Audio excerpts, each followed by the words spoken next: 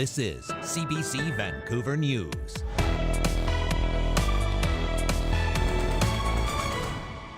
There's been some miscommunication, which I completely own up. I'd do it for you, man. If something happened to your family member, I'd be there. You too. Thanks.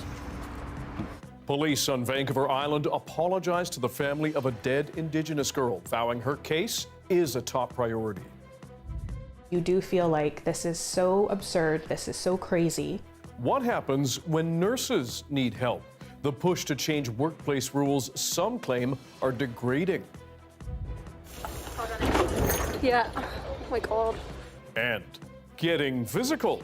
Why is a pod of orcas ramming boats?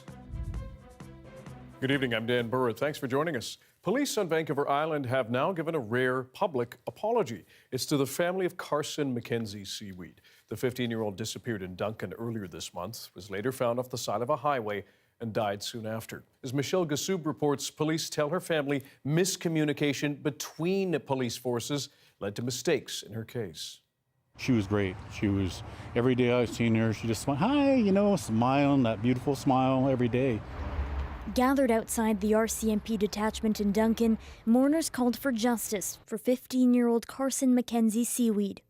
The teen, who is from the Namgis and Cowichan tribes, disappeared in Duncan earlier this month. Her body found behind a Hotel 8 off the Trans-Canada Highway the day after Mother's Day. The man who found her told her family she was under a wooden pallet, covered by garbage and leaves. When the family heard of this, it was like putting a dagger in their heart again. They lost their daughter, and then all of a sudden, they're told that it's unsuspicious. The RCMP initially said no criminality was suspected in Seaweed's death, but just one day later issued another statement saying circumstances surrounding her death are considered suspicious and a criminal investigation remains open. The top Mountie in Duncan coming outside to speak with those who had gathered and offering up an apology. I can assure you that our investigators are doing everything they can.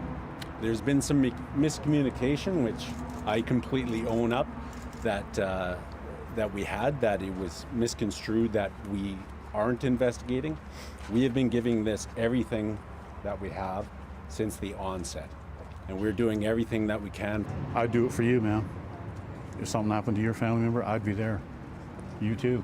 Thanks. Bear also apologized directly to Carson's mother.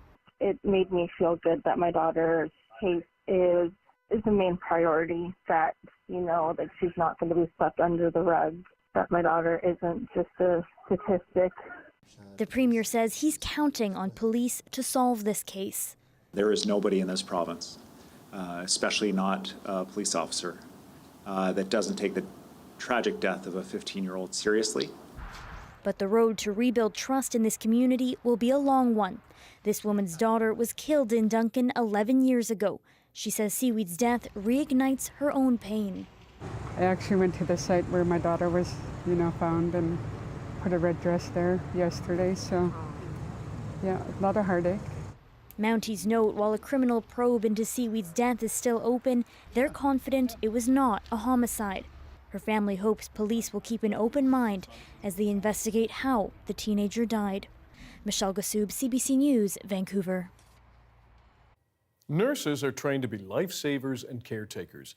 But what happens when they need help? There are now calls to end workplace policies for BC nurses that some call strict and dehumanizing. More now from the CBC's Yasmin Renea.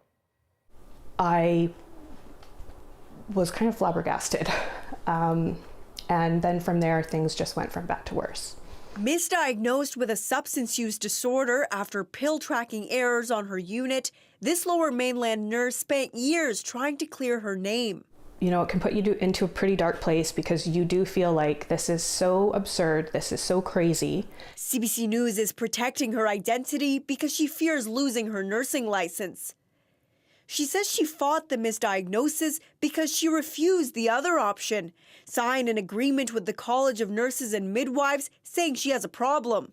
That policy can force nurses to attend Alcoholics Anonymous meetings, out-of-province residential treatment facilities, and pay hundreds of dollars a month for urine drug tests. and not complying can cost nurses their jobs. Singling out nurses who use substances, singling out nurses who have been diagnosed with a substance use disorder, and then subjecting them to a regulatory program that violates their bodily autonomy, takes away any kind of right to consent to treatment, and actually puts them at increased risk for overdose death. CBC has learned at least 78 nurses across BC have entered these deals since 2019. About 60 more didn't return to work while addressing their health. The College of Nurses says the goal of the policy is to support nurse wellness in a challenging environment while balancing the need to ensure safe patient care. This workplace lawyer disagrees. And they're not keeping people safe because they're not safety policies. These policies mandate care, and the care isn't generally helping folks. So it's doing more harm than good. Advocates are bringing a resolution to a nurses' union convention next week, calling for policies that are non-punitive and non-coercive. This nurse hopes changes come quickly, worrying about her colleagues who use substances. It can have a devastating effect on people's careers. And so I think, it's certainly okay to make recommendations, but we need to make sure that they're the right ones. And experts say with huge need for medical staff, a new way to keep nurses healthy and on the job can't come soon enough. Yasmin Ranea, CBC News, Vancouver. A new cancer care center will be opening at Nanaimo Regional Hospital. This cancer care center will bring the latest life-saving technology closer to the people of Nanaimo, as well as the Central and North Island. We expect the new clinic will offer radiation therapy, a new PET CT medical imaging machine, and an outpatient ambulatory care clinic. The hospital will also get an expanded community oncology clinic, part of the province's 10-year cancer action plan to improve prevention, detection, and treatment. Yesterday, the province announced Kamloops will finally get a cancer center. Affordable housing advocates in Surrey say things are getting increasingly dire for people just trying to find a place to live. And while governments talk about solutions, as Zara Premji shows us, some worry they will end up on the streets before long. Help us! Danielle Lafon says as a Surrey resident, she's struggling to keep an affordable roof over her head. I'm on disability. I can't afford $1,300 a month. I had to move in somebody with me so that I could afford just to live. She says Surrey used to be an affordable community, but she's losing hope and feels like she's being forced out. Keeping rental prices down, the big talker at an affordable living conference in the city. I appreciate for somebody experiencing the rental crunch right now, experiencing homelessness, nothing is going to seem fast enough, but there are solutions on the table, and for the first time in 2 generations, every level of government is paying attention to the issue. But Atke says the reality is it's going to take some time. Right now, she says there's a desperate need for at least 15,000 non-market rental homes. These include social and affordable housing. A couple of years ago, Surrey's first purpose-built rental building got developed. It was the first one in 40 or 50 years. And when it opened, there were 2,000 applicants for 90 units. And she says the vacancy rate in Surrey sits at about 0.6% right now. 0.6% does not allow for a lot of choice, and it drives up rents. When we compare that to about 10 years ago, the vacancy rate was around 4%. But she adds, some housing has been approved by the city, it just won't be nearly enough. And that fear of losing an affordable home, widespread. I feel bad where my kid's going to be when they're ready to live on their own. My youngest is 10, so in 10 years, what's it going to be? Our necessities are like going behind, and all money is going in the mortgage. A worry that remains very real and has left many a renter left scrambling, asking where next and how to pay for it. Zara Premji, CBC News, Surrey. To other news now. We know orcas are the apex predator in our waters, highly skilled at hunting prey. But a pod of killer whales off the coast of Spain are getting downright physical by ramming boats. Renee Filipponi tells us why. Oh my God. Orca versus boat.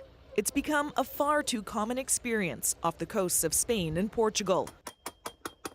This crew hammers the side of the vessel to try and scare it away. It works, but not before causing serious damage.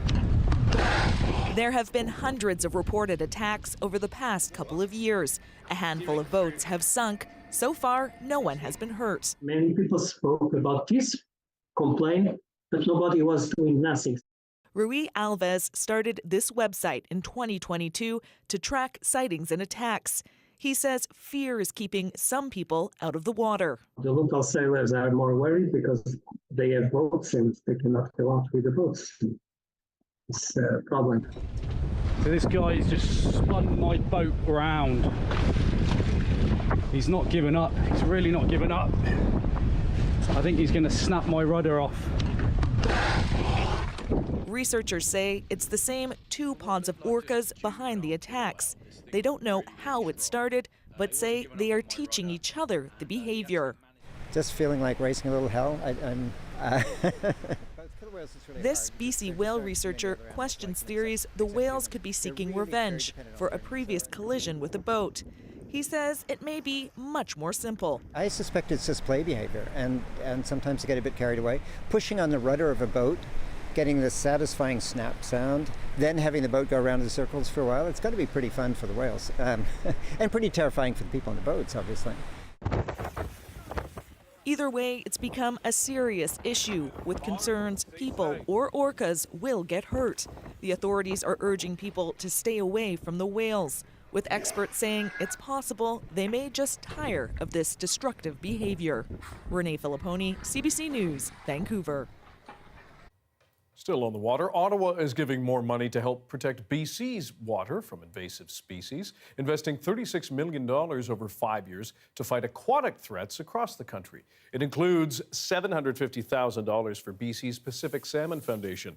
It's meant to control and manage the spread of the European green crab off the West Coast and support coastal Indigenous communities. If you're feeling energetic this weekend, the Grouse Grind is opening tomorrow morning.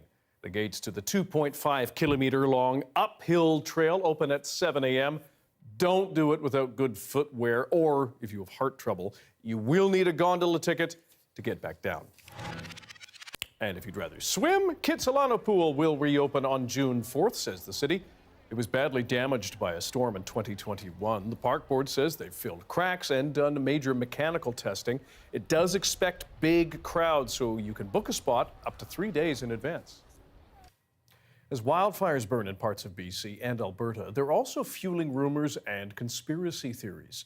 This has researchers rather concerned. When wildfires were raging near Fort St. John earlier this month, one researcher discovered online posts claiming fires were being set by anti-oil activists. Another conspiracy theory claimed the blaze was started to force people into cities. Now the BC Wildfire Service and other agencies are working to get critical information to the public before false theories can be shared online. One emergency management expert says we can be more careful with what we read and believe. It can be challenging to make sense of all of the different information that's out there and know what to trust. So, of course, we have to pay attention to reliable sources. Find out who the emergency management agency is in your area and make sure that you have your city and your region, their media platforms on lock so that you know where to find them and know the platforms that you can trust.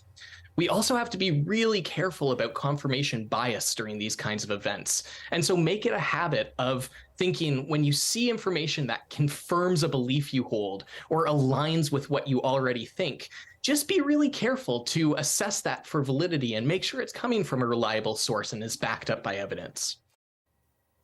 A new hub for gardening, community, and celebrating Jewish culture is going to open this Sunday. The Vancouver Jewish Community Garden was created to share Jewish teachings and fight food insecurity.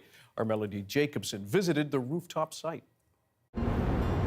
This project is about 5 years in the making. It started with just a few planters. We thought we would plant the vegetables that Beth Israel uses for a once-a-month soup for the Jewish food bank.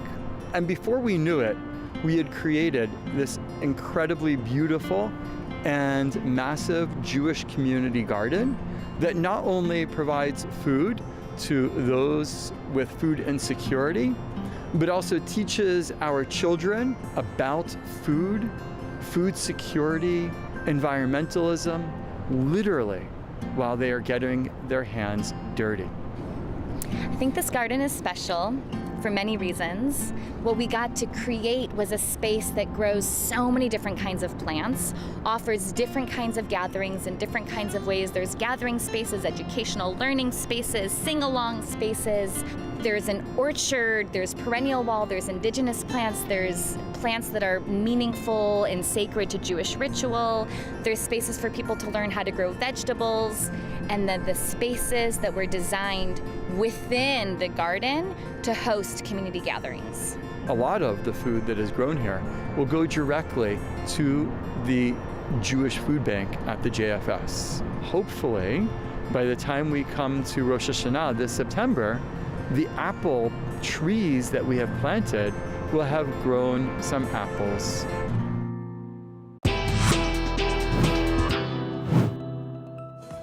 Lululemon is expanding its headquarters in Vancouver, and they're looking to hire highly skilled foreign workers. That story's next.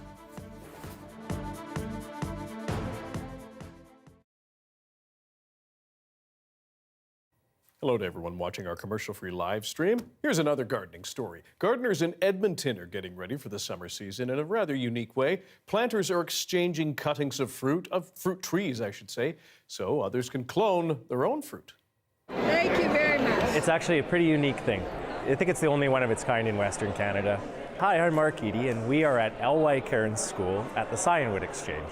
There's wood here today from Quebec, there's wood from Manitoba, there's wood shipped to us from all across the country. There's people here today from Grand Prairie, people from Manitoba, people from all over Alberta. Grafting is taking an existing fruit that you know is really good and putting it onto another tree to make it grow that one kind of fruit.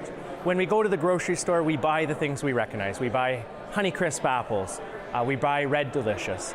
And in order to get all that same kind of fruit, we have to clone that plant. And so grafting is really just cloning that plant. The scion is a dormant piece of budwood. So what that means is, all the leaves fell off, it went to sleep in the winter. We cut that piece of wood off that tree. And then we take that wood and we put it onto an existing tree. Grafting will allow me to grow far more things on small space. Like I have one apple tree in my front yard with over 40 different kinds of apples in it.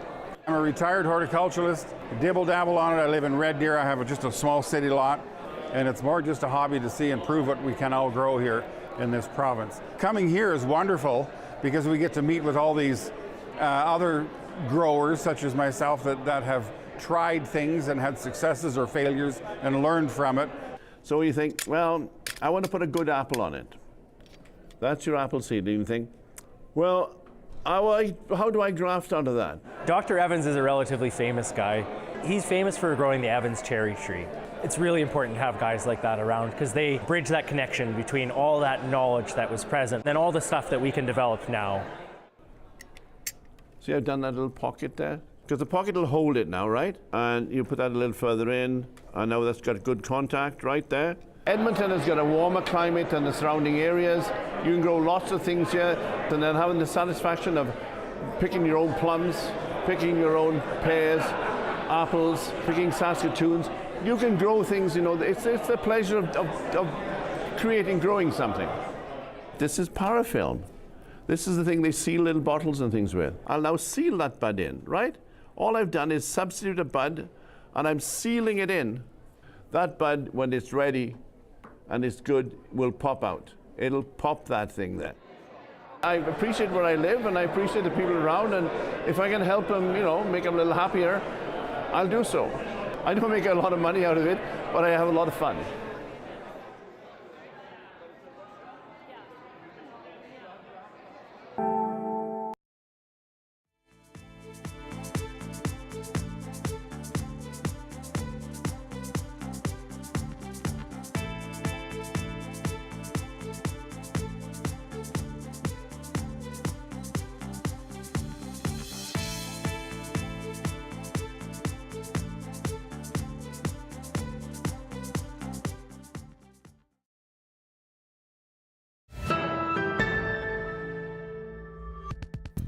One of the world's best-known athleisure brands is expanding its Vancouver headquarters, and Lululemon is looking to hire highly skilled foreign workers. The company says it plans to create 2,600 new jobs over the next 5 years. The move comes after a federal immigration exemption that allows the retailer to skip a market impact assessment, a process used to identify if Canadians or permanent residents can fill jobs. The CEO says they've secured more office space downtown to meet the growth. New immigration measures, meanwhile, are being brought in by the feds to, in their words, help reunite more families faster. It includes a new way to speed up the application process. As Olivia Stefanovic tells us, many call the changes much needed and long overdue. I think these measures are going to benefit not just newcomers to Canada, but everyone who calls this country home. The immigration minister announcing new measures to streamline a family reunification system under criticism for keeping too many loved ones apart. Families are stronger when they're together, and we want to help them unite and prosper here. To achieve that goal, Ottawa is introducing a new open work permit for spousal and family class applicants and extending permits for those who already have one for an additional 18 months. It's exciting and amazing news. This immigration lawyer says the move is long overdue. It's definitely going to have an impact on families' ability to be reunited sooner rather than later. I think it's a step in the right direction, certainly. Applications who come through the spousal. Others want the federal government to go even further by waiving a requirement for applicants to promise to leave Canada by a hard deadline. It can be a very onerous requirement that is very difficult to overcome. I swear. Ottawa is dealing with a mountain of backlogs, caused in part by the pandemic and recent international conflicts. The immigration system is broken. There's a 2 million application backlog that hasn't changed. I was just looking at it a few days ago. So this is an announcement that's patchworking a problem. Ottawa is also introducing new processing tools to improve wait times. But for some waiting for their spouses to come to Canada, today's announcement doesn't inspire much confidence. I don't see any added advantage unless we know how long it's going to take or at least get an estimation. The government says it's using new technology to identify applicants who have a high likelihood of having their permanent residency approved. The immigration minister says the move has worked in 90% of cases so far. Olivia Stefanovic, CBC News, Ottawa. There's a live shot of a mildly bustling Georgia street. Another sunny, warm day across the south coast. Johanna Wagstaffe will have your BC-wide weather forecast as we barrel into the weekend right after this.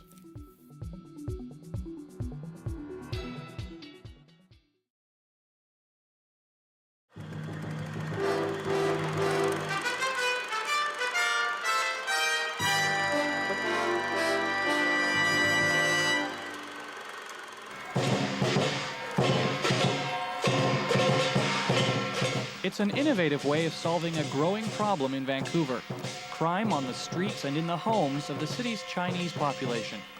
This unassuming office is home to the brand new Chinatown Police Community Services Center. It's a mouthful, a big name for an office with a big job ahead of it. Vancouver police have had a tough time gaining the trust of recent Chinese immigrants.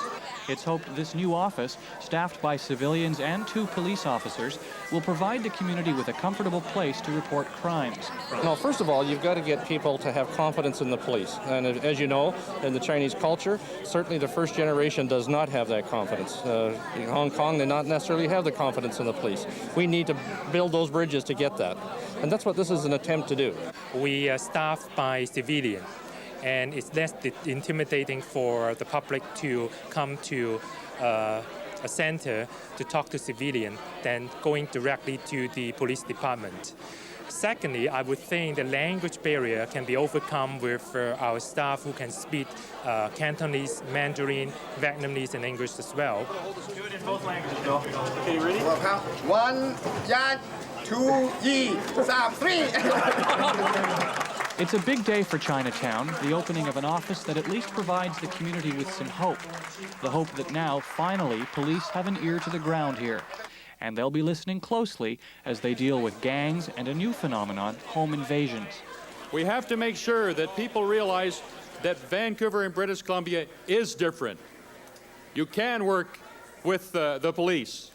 when it comes to extortion, when it comes to armed robbery, when it comes to intimidation of you and your family, that people are apprehended here, they are convicted, and they do go to jail for a long time.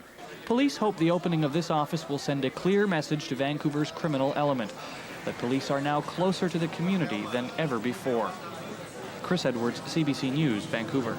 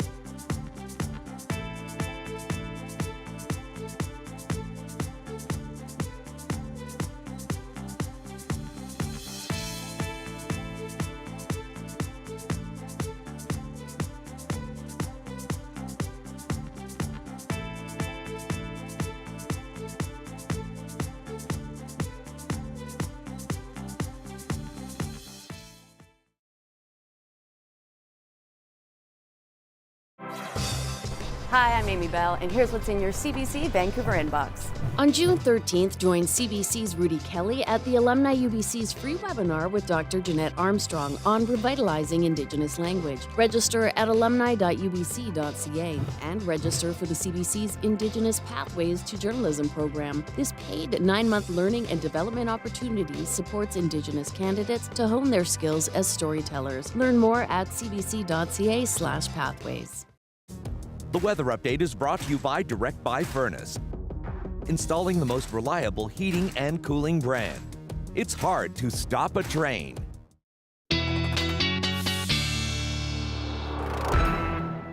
She's back. Meteorologist Johanna Wagstaffe joins us in studio with the full weather forecast for the province. Full. Big. Entire. A lot of things going on. Nice day to be outside and attempt to do sports.